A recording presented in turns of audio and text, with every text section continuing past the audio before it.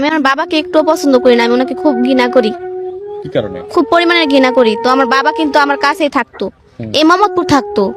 উনি যদি ইচ্ছা হইতো আমাদের দায়িত্ব নিতে পারতো, আমাদের পড়ালেখা করাতে পারতো, আমাদের একটা সুন্দর জীবন দিতে পারতো, লাভ দিতে পারতো। ওনার জন্য আজকে আমরা বাবা ডাক থেকে বঞ্চিত হয়েছি।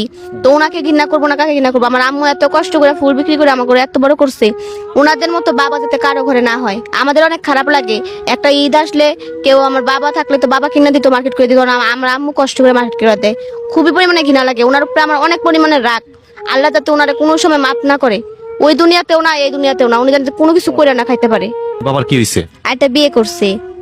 আর একটা বিয়ে করে চলে গেছে? জি, কত বছর আগে? অনেক বছর। যখন তোমার কত বছর বয়স ছিল তখন তোমার বাবা চলে গেছে? যখন যদি আমার অনেক দেরি না হইতো তাহলে তো আমি ফুল বিক্রি করতাম না 5 বছর বয়স থেকে। তার মানে অনেক আগে থেকে চলে গেছে। তোর বাবার চেহারা আমার মনেও নাই, একটুও মনে নাই। তোমার বাবার প্রতি এত অভিযোগ? অনেক অভিযোগ আমার বাবার প্রতি আমার। মানে তোমাদেরকে ছেড়ে চলে যাওয়ার কারণে? হ্যাঁ, যদি আমার বাবা আমার সাথে একবার হলেও দেখা করতে আসতো তাও তো একটু অভিযোগটা কমতো, যে আমার বাবা হইলো আমার সাথে একবার হলেও দেখা করতে আসে, আমার জন্য একটা কিছু নিয়ে আসে, তো একবারও আসে না, একটা কিছু নিয়ে আসে না, তো খুব খারাপ লাগে। সে কারণে বাবার জন্য অনেক অভিযোগ আমার। আচ্ছা, তোমার বাবা যখন চলে যায়, হ্যাঁ, তখন তোমার বয়স ছিল কত বছর? আমার আম্মু বলছে আমার বয়স তখন 3 বছর ছিল। 3 বছর। তখন কি তুমি বুঝতো সবকিছু? আমার মনেই নেই কিছু। বাবার কথা মনেই নেই? আর তোমার বাবা কি তোমাদের দেখার জন্য আসে না? না, একটু আসে না। মানে একদিন আসেনি? এই যে তুমি এত বড় হয়েছো, সে তোমার তো ভিডিও দেখে এখন।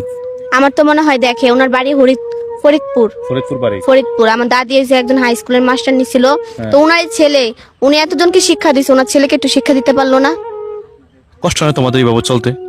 কষ্ট তো হয়, অনেক কষ্ট হয়।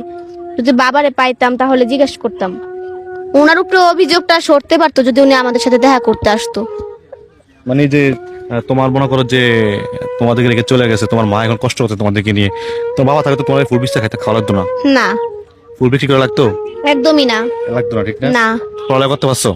পড়ালেখা করি না, শুধু কোরআন শরীফ পড়ছি।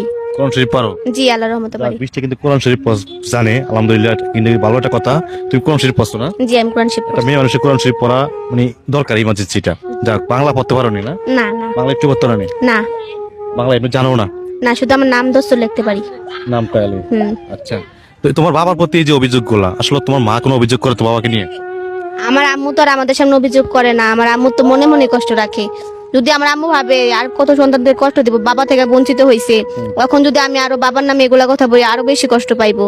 সেখানে আমার তোমার বাবা যে চলে গেছে, ঠিক না, তোমার মা কি তারপরে আর বিয়ে শাদী করেছিল? না না না না আর বিয়ে করে নাই? না।